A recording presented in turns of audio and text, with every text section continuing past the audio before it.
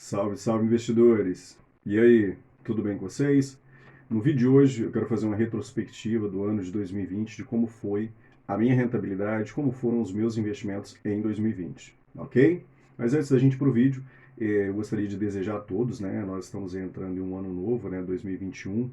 Conseguimos finalmente superar o ano de 2020 com todos os problemas, então quero desejar a todo mundo muita saúde e que o ano de 2021 seja um ano de ótimos investimentos para todo mundo que está assistindo esse vídeo, beleza?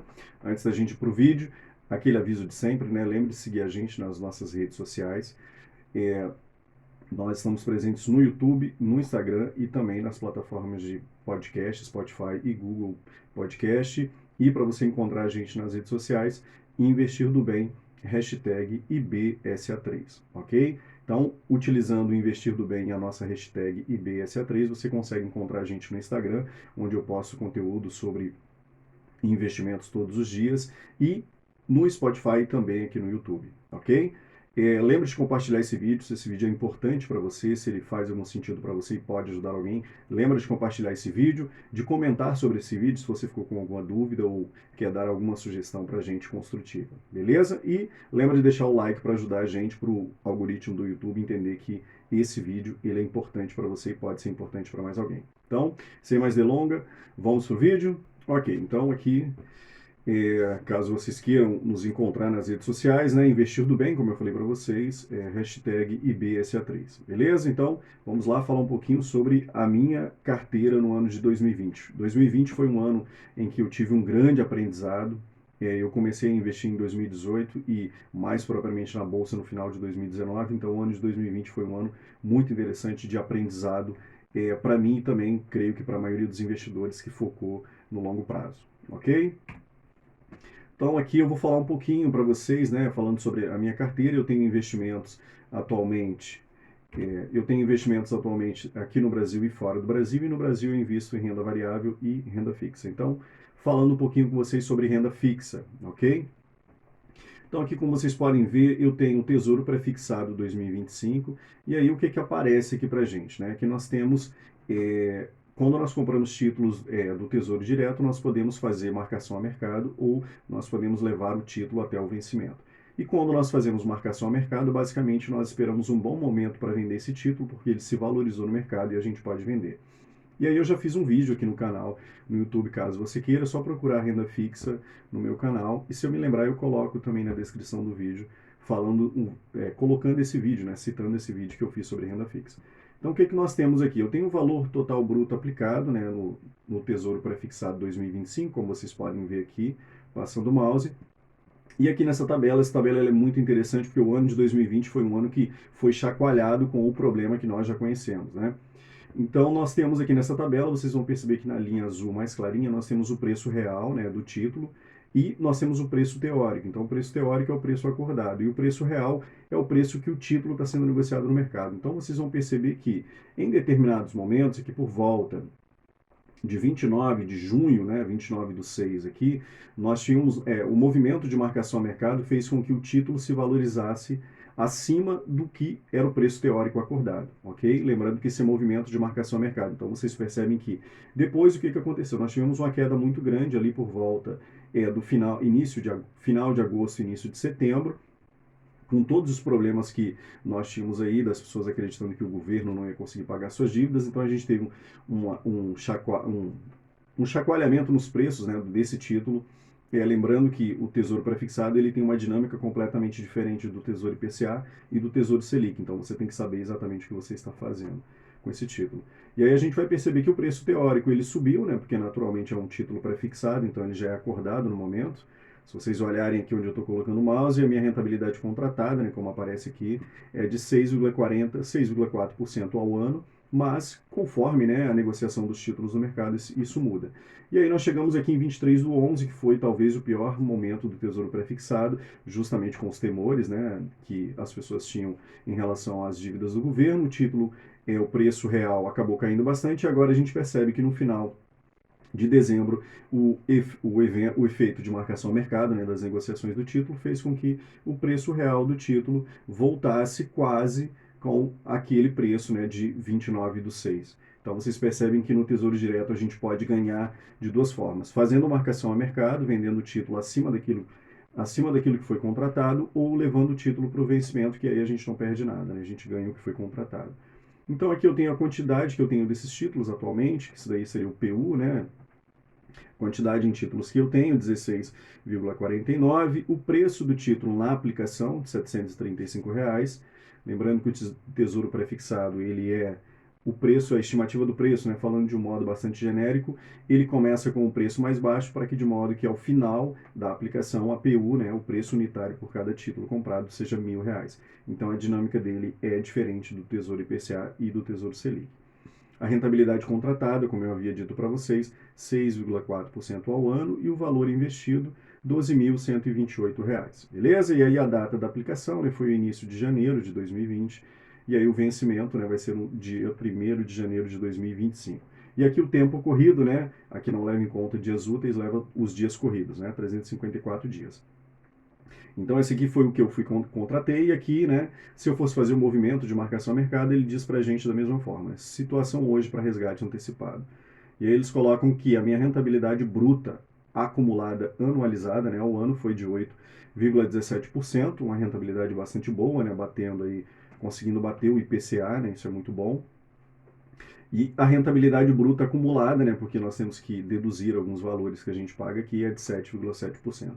Ainda assim, uma rentabilidade muito boa, e ele traz o valor bruto acumulado, né, eu investi 12.128 e atualmente eu tenho R$ 13.070. E aí o imposto de renda sobre o rendimento, se eu fosse vender esse título agora, seria R$ 188. O IOF eu não pago porque já tem mais, né, de 30 dias, né, a gente só paga IOF se nós resgatarmos o título antes de 30 dias. A taxa da B3, uma taxa muito pequena, e a taxa da instituição financeira não possui. E aí ele traz para mim que o valor líquido aproximado, né? Eu investi 12.128 no início de janeiro de 2020, como vocês podem ver, e no final de dezembro eu tinha R$ 12.881. Aqui seria só eu pegar, né, se eu quiser entender em juros quanto eu recebi, pego o valor final, esse valor líquido aproximado, e subtraio pelo valor inicial, que foi o aplicado aqui, eu vou ter um valor em reais, eu divido esse valor em reais pelo valor inicial, né, e aí eu vou ter em juros quanto eu recebi. Mas aqui ele já traz para a gente uma rentabilidade bruta acumulada que é muito próxima.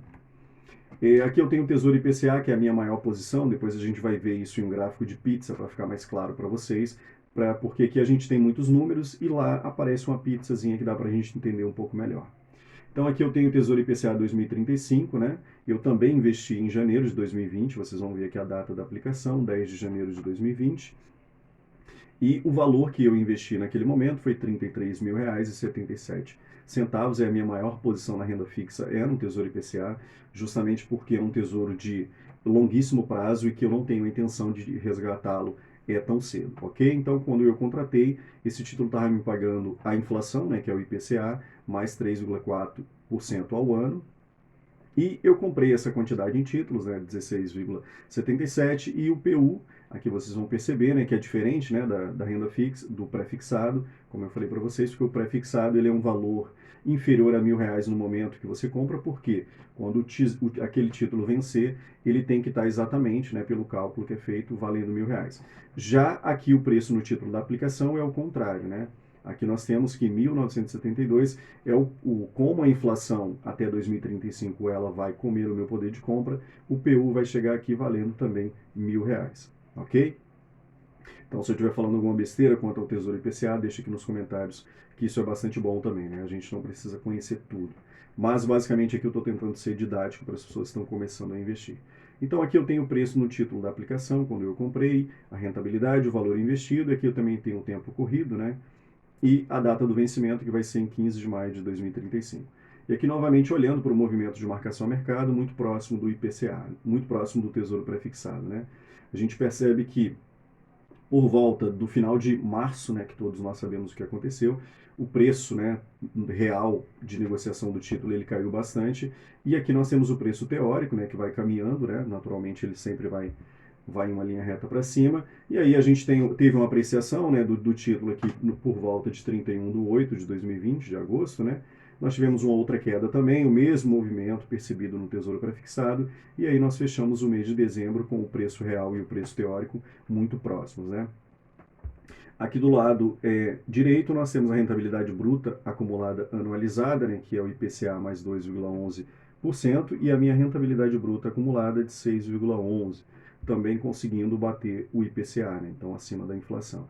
E aí eu tenho o valor bruto aproximado, e aqui eu tenho as deduções, né, que a gente não precisa falar sobre isso, e eu tenho o valor líquido aproximado, e novamente, se eu quiser saber em juros quanto eu recebi, valor final menos valor inicial, pego o valor e distribuo e divido pelo valor inicial para eu entender em porcentagem quanto eu ganhei com esse título. Tudo bem? Aqui rapidamente o Tesouro Selic 2025 é um valor que eu apliquei por volta de, se não me falha a memória, aqui eu tenho, né, a data da aplicação 16 de junho, né, de 2020, então essa é uma posição que eu montei depois, já tinha acontecido todos os eventos catastróficos de 2020, então eu tinha esse valor aqui de 2.200 e alguma coisa, eu tinha aplicado em ações da Oi, que inclusive eu tenho, né, um vídeo aqui explicando por que é que eu vendi as ações da Oi que eu tinha, que era a minha posição de risco que eu tinha na minha carteira. Atualmente, eu acredito que eu não tenha nenhum investimento que seja uma posição de risco, eu estou confortável com todos os investimentos que eu tenho atualmente.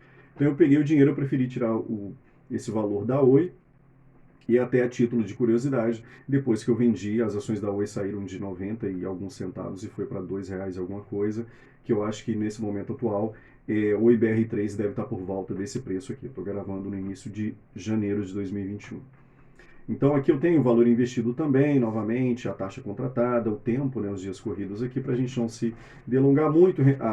A taxa Selic, aqui a gente percebe também o preço teórico e, novamente, né, a taxa Selic ela caiu bastante, de modo que aqui nesse azul mais clarinho a gente percebe, né, a trajetória do preço real, né, que está sendo negociado ao mercado.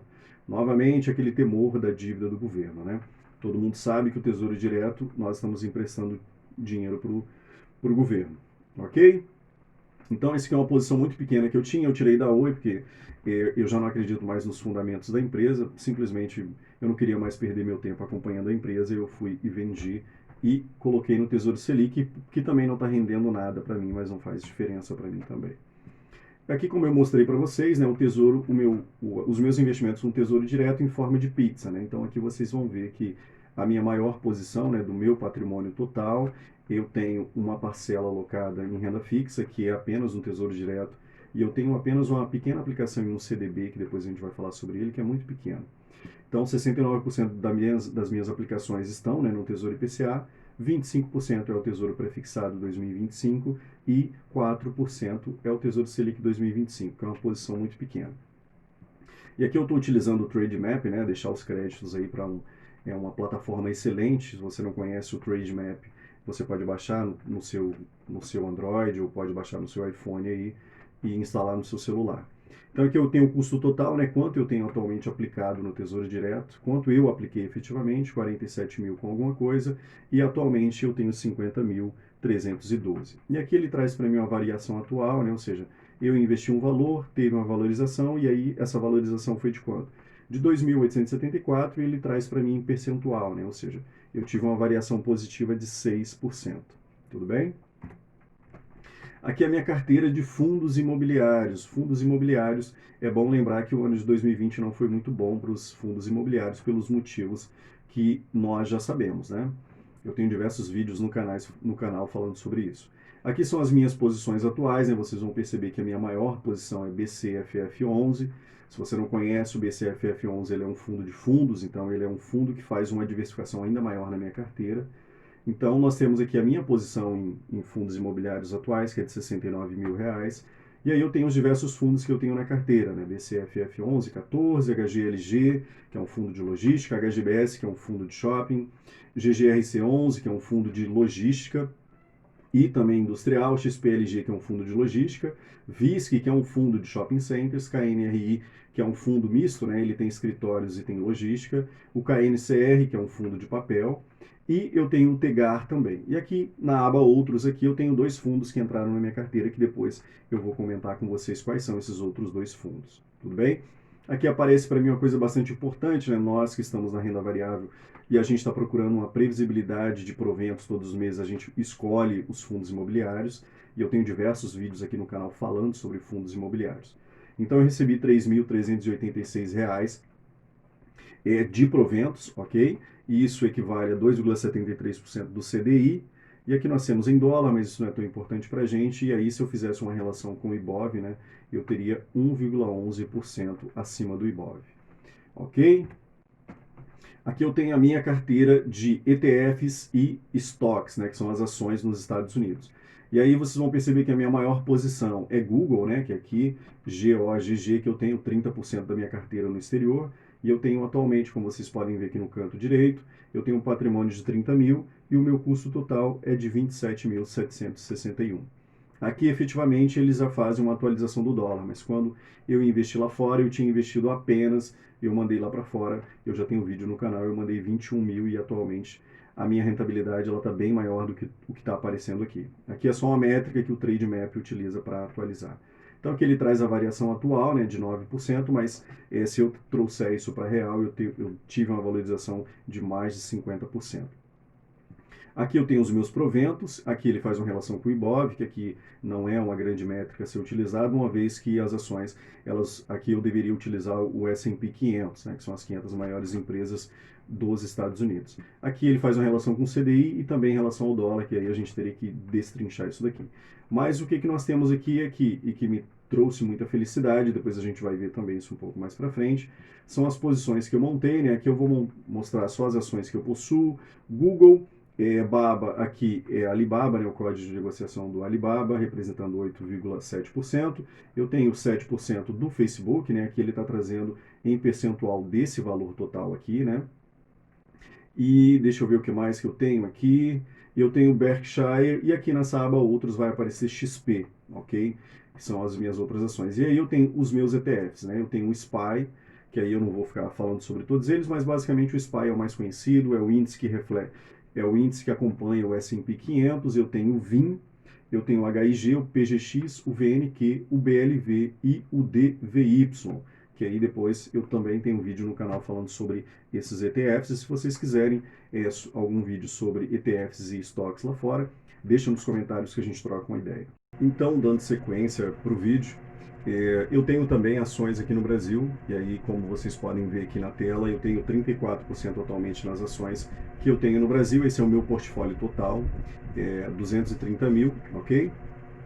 Então eu tenho aqui 34% em ações do Brasil, 30% são fundos imobiliários, 21% é o Tesouro Direto, e eu tenho 13,16% no exterior. Aqui em amarelinho, bem pequenininho, esse mais escuro aqui, é um CDB que depois a gente vai falar sobre ele. Ok? Então aqui sobre as minhas ações, eu esqueci de colocar o gráfico de pizza mostrando para vocês as minhas ações, mas a minha maior posição no Brasil atualmente é VEG, ok? E eu também já tenho diversos vídeos no canal em que eu falo sobre as ações que eu possuo em carteira. Então você pode acompanhar a playlist que eu tenho de renda variável aqui no meu canal, que você vai ver sobre as minhas posições que eu tenho no Brasil em ações, ok? Então aqui só mostrando para vocês, né? Aqui eu tenho uma planilha que eu utilizo do Delon Bellon, que caso vocês não conheçam, pode me pedir aqui nos comentários que eu passo esse link para você. É uma planilha bastante boa e que eu utilizo para acompanhar os meus investimentos. Então aqui eu vou tentar dar um zoom para ajudá-los, para vocês verem um pouco melhor a aba que aparece, essa aba que aparece aqui, né? Então eu tenho o valor que eu investi inicialmente no meu para montar o meu patrimônio. Eu tenho o atual, né, que é a valorização do meu patrimônio, né, de fundos imobiliários, ações, ETFs, estoques. Aqui eu tenho o meu lucro total, que foi de 30 mil. Aqui eu tenho uma outra aba, e essa aba aqui ela se refere somente a investimentos em renda variável. Eu investi em renda variável 165 mil e atualmente eu tenho 182 mil em renda variável. E aqui mostra para mim os proventos que eu recebi, tanto de fundos imobiliários aqui no Brasil, ações no Brasil, ETFs lá fora. Atualmente eu não tenho nenhum estoque, uma ação nos Estados Unidos tenha me pagado proventos. Aqui o swing trade basicamente foram ativos que eu vendi. Aqui eu tenho o lucro aberto, né? Aqui ele vai levar em conta o lucro aberto com a valorização, e aqui o lucro total, né, dos ativos que eu tenho de renda variável, que inclui valorização dos ativos e também proventos. Ok? E aqui na aba Outros eu já mostrei para vocês que aqui na aba Outros ele vai mostrar os investimentos que eu tenho em renda fixa. Ok? Aqui na aba Alocação eu tenho o valor atual que eu tenho em ações no Brasil, que eu tenho no Brasil, ok? Então é R$ 78.135. Vamos voltar aqui para a retrospectiva. Então esse é o meu portfólio atual, ok? Lembrando que aqui nada nesse vídeo representa uma recomendação de compra ou de venda, você não tem que copiar exatamente a minha carteira, porque para você tem que utilizar uma estratégia que sirva para você, e pode ser que a minha estratégia ela não sirva para você. Então você tem que saber exatamente o que você está fazendo em renda variável. Aqui eu trouxe para vocês também aqui dando os créditos para o Delon Bello, que foi o cara que criou a planilha. O que nós temos aqui? Nós temos três informações. Fluxo de caixa, que é o valor que eu vou utilizando, né, que entrou e saiu do meu caixa mês a mês. Então aqui eu tenho janeiro de 2019 até o final. Aqui não aparece, mas aqui apareceria, né, dezembro, que seria... Aqui ele mostra em trimestres, né, então o trimestre que terminou em dezembro. Aqui eu tenho esse azul, e na verdade aqui esse vermelho é o valor investido, ou seja, quanto eu efetivamente coloquei, o azulzinho é o valor de mercado. Aqui é importante a gente ver o seguinte, que nós temos aqui valores, deixa eu ver que está tudo certo. Na verdade eu me equivoquei, né? Como vocês podem perceber, janeiro de 2019, que ele traz para mim aqui, então eu tenho que olhar aqui, né, para janeiro de 2020, que a retrospectiva é de 2020, perdão. Então a retrospectiva é de janeiro de 2020, então como ele traz a cada 6 meses, então é de janeiro a junho e de julho a dezembro aqui. Então a gente percebe aqui que o valor de mercado e o valor investido, eles oscilaram em algum momento. E aí o que nós temos? O valor de mercado dos meus investimentos, vocês percebem que aqui foi exatamente o mês de março, que nós sabemos o que aconteceu no mês de março, então caiu bastante o valor de mercado dos investimentos que eu tinha em renda variável, e o valor investido está aqui. Depois de um certo momento houve um otimismo, né? A bolsa terminou, tal como ela começou o ano de 2020, ela terminou o ano de 2020 quase no mesmo patamar, né? 116 mil em janeiro e depois 119 mil, se não falha a memória, no final de dezembro de 2020. Então a gente percebe que depois de um certo momento aqui, provavelmente junho, o valor de mercado dos meus ativos ultrapassou o valor investido. Isso significa o quê? Significa que eu estou tendo uma valorização. Eu investi, de repente, R$10 e aí eu olho, de repente, um ano depois, eu tenho lá na minha conta R$15. Ou seja, eu coloquei R$10 e agora eu tenho 15. Então teve uma valorização. Beleza? E aí, como vocês puderam ver, né, no slide que eu apresentei anteriormente, eu investi 213 mil e atualmente eu tenho 230 mil reais investido. Aqui nós temos também uma outra forma, né, de mensurar a rentabilidade. Aqui vocês percebem que é em percentual, né? Então aqui novamente também, né, eu tenho que olhar aqui janeiro de 2020 para frente. O que nós temos aqui? Nós temos o IBOV, né, esse cinza mais escuro que vocês podem ver aqui. Deixa eu colocar esse apontador, embora ele não seja muito bom. Aqui nós temos o cinza mais escuro, que aqui é março de 2020. Vocês vão perceber que houve uma queda muito grande do IBOV. E aqui, nesse azul aqui mais escurinho, a gente vai perceber que a minha carteira caiu menos que o IBOV. Então isso mostra pra gente o quê? Que eu tinha ativos que não estavam tão correlacionados com o índice do Ibovespa. Então eram ações que elas traziam uma maior segurança para minha carteira, de modo que quando chegou março, o IBOV despencou, a minha carteira também caiu, mas ela não caiu tanto quanto o Ibovespa. E aqui nós temos o IFIX, né, esse laranjinha. E nós temos o verdinho, que é o CDI, né, que geralmente é o índice que nós utilizamos, e o IPCA. E aqui nós percebemos também o mesmo movimento que eu mostrei aqui para vocês no slide anterior, né? E aqui o que nós vemos? A gente percebe que aqui em julho de 2020, o IBOV e a minha carteira, eles estavam muito juntos, e o IFIX, ele estava um pouco acima.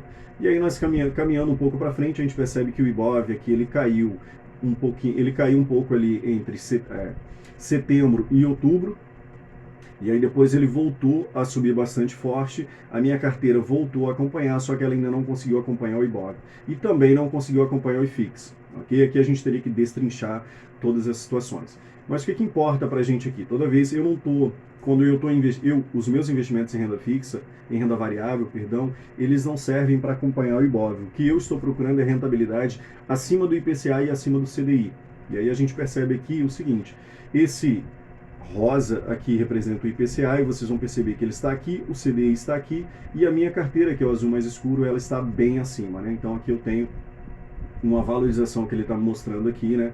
Uma valorização de mais de 20%. Então eu estou conseguindo bater o CDI e o IPCA com bastante folga e isso me deixa bastante contente, porque aqui a minha o que eu estou procurando rentabilizar na minha carteira é que eu consiga pelo menos bater a inflação, que é o IPCA, né, para eu não perder o meu poder de compra, e o CDI. Então, o IBOV aqui ele é importante só como um benchmark para eu acompanhar o desempenho da minha carteira, mas eu não estou procurando bater o IBOV. Quem procura bater o IBOV, eu acho que são pessoas que querem fazer especulações de curto prazo, ok? Aqui eu tenho uma tabela bastante interessante, né? Aqui vocês vão perceber que eu tenho de valor investido, né? Que ele traz para mim, eu já mostrei para vocês, valor investido, quanto eu tenho investido, tanto em renda fixa quanto renda variável e também no exterior, 213 mil com alguma coisa, e o valor de mercado, 232 mil reais, que é o que eu tenho agora. E aqui o que a gente percebe? O valor investido aqui ele vai mostrando para mim, mês a mês, quanto eu tenho investido. E aqui nessa tabela aqui que eu tenho aqui do lado, ele vai mostrando quanto é o valor de mercado. Lembrando que valor investido e valor de mercado são coisas diferentes, né? Eles não estão... eu posso investir de repente 100 mil reais ou R$ 1.000, no outro mês eu posso ter 990 reais ou eu posso ter de repente 5 mil reais. Então, são duas coisas diferentes. Aqui o ideal é a gente acompanhar o valor de mercado. E aí vocês podem perceber, né, que o mês mais atípico da minha carteira, naturalmente, foi o mês mais atípico para todos nós, foi o mês de março, né? Eu tinha um valor investido de 212 mil reais, vocês percebem que esse valor ele caiu para 203 mil reais. O que isso significa? Isso significa que eu vendi alguns ativos, né, principalmente renda fixa, para eu investir em renda variável, justamente aproveitando o momento da bolsa em março de 2020. Então, vocês vão perceber que eu tinha 212 mil, esse valor caiu para 213 mil, e aí vocês vão perceber que em abril ele voltou a aumentar para 210 mil, depois maio 214 mil, depois caiu um pouco esse valor, depois vocês vão entender por quê, e aí ele seguiu naturalmente. Aqui vocês vão perceber que depois de maio de 2020 eu já não fiz movimentos muito grandes de investimento. Por quê? Eu estava pegando apenas os proventos que eu estava recebendo dos fundos imobiliários, das ações, dos ETFs, e eu estava reinvestindo. E aqui também a gente vai perceber o valor de mercado dos meus ativos, né? Que vocês vão perceber que eu tinha valor de mercado em fevereiro, fechou com 213 mil. Quando chegou o período de março, o valor de mercado dos meus ativos caiu para 167 mil reais. Então isso representa uma perda de rentabilidade de 17%. Mas lembrando aqui que eu não perdi nada porque eu não vendi ativos. O que eu fiz foi comprar ativos. E aqui ele mostra, né, o retorno negativo que eu tive no mês. Então eu tive um retorno de menos 36 mil reais. Então, para quem estava desesperado no mês de março, né, a sardinhada que estava desesperada no mês de março, vendeu tudo que tinha para vender em renda variável, ficou em renda fixa. E eu, por outro lado, eu resolvi continuar aportando. E aí vocês vão perceber que caiu, e aí o que a gente percebe? A gente percebe que já no mês de abril saiu de 167 mil, foi para 190 mil, e aí mês de maio 197, e assim esse valor foi subindo, subindo, subindo, de modo que nós chegamos ao final de dezembro de 2020 com 232 mil reais. Aqui ele mostra para mim a rentabilidade que eu tive no mês, ok? E aí vocês vão perceber que o melhor mês de rentabilidade que eu tive foi o mês de abril, justamente porque eu fiz uma venda bastante expressiva aqui do que eu tinha em renda fixa, tirei de renda fixa, coloquei em renda variável. O mês de abril já trouxe um outro panorama para a gente de melhoria, as pessoas começaram a ficar um pouco mais otimistas e os ativos voaram. Então eu tive 9% de valorização em apenas um mês, e aí vocês vão percebendo aqui que o mês de setembro tiveram alguns problemas relacionados à vacina, cenário internacional e nacional, que afetaram, eu tive uma queda, e aí aqui eu terminei o mês de dezembro com 3,85. E aqui a TWR, não dá para a gente explicar no vídeo, mas eu posso fazer um vídeo falando sobre a TWR. Basicamente ele está pegando a minha rentabilidade desde o início de 2018, que foi quando eu comecei a investir. E aí eu estou com uma TWR de 23%. Beleza? Lembrando que se vocês tiverem dúvidas sobre TWR, eu faço um vídeo explicando só o que é a tal da TWR. E aqui vem para vocês a retrospectiva da minha carteira, né? Para a gente entender um pouco dos meus ativos, como é que se comportaram os principais ativos, né? Então vamos dar uma olhadinha aqui. E aqui é importante na minha retrospectiva trazer para vocês algumas coisas que foram feitas na minha carteira, né? Eu coloquei aqui para vocês, né, foram 194 transações de compra e de venda. Então certamente o ano de 2020 foi um ano atípico para mim e também creio que para muita gente que investe na Bolsa de Valores. 194 transações significa exatamente o que, Gleison? Compra e venda de ativos. Aqui, naturalmente, a maioria foi relativos à compra de ativos. Então, eu posso dizer com segurança que foram mais de 190 negociações de compra. Ou seja, cada compra que eu fiz está registrada em uma planilha, que é a planilha que eu utilizo do Delon Bello. Então, vocês percebem que foi bastante atípico em um ano em que a gente não tem grandes solavancos. É naturalmente natural que eu vou ter pelo menos pouquíssimas transações. Eu não vou ficar mexendo. Quem já me conhece aqui no canal sabe que eu não fico comprando e vendendo ativos o tempo todo. Eu recebi 214 proventos. E aí, 214 proventos, como eu coloquei para vocês, referem-se toda vez que eu recebi, não importa o valor, pode ser R$1, pode ser 2, pode ser 20, pode ser 30. Toda vez que eu recebi algum provento, e aí entram rendimentos que eu recebi de fundos imobiliários, juros sobre capital próprios, dividendos de ações, os rendimentos que eu recebo de ETFs e de estoques. Então foram 214 proventos. Isso é bastante bom, né? Um número bastante grande de proventos. Eu adquiri também, fazendo essa retrospectiva, eu adquiri 5 novas empresas, ok? E aí eu listo aqui para vocês quais foram as 5 empresas que eu comprei durante a crise, nos piores momentos ali de 2020. Especificamente março e abril. Eu comprei B3, né, que é a nossa própria Bolsa de Valores no Brasil. Eu comprei Grupo Notre Dame Intermédica, que é uma empresa do setor de saúde. Eu comprei Magalu, que é a Magazine Luiza, que dispensa comentários esse ativo. Eu comprei Rente 3, que é a Localiza. E eu comprei Taesa, TAE3, né, que é uma empresa do setor elétrico, bastante conhecida e bastante querida. E eu comprei dois novos fundos imobiliários, HGRU11, que é um fundo que tem exposição ao setor educacional e ao setor de supermercados, e eu comprei que é a AGR11, que é um fundo que ele é do setor agro, que eu não recomendo para o investidor iniciante.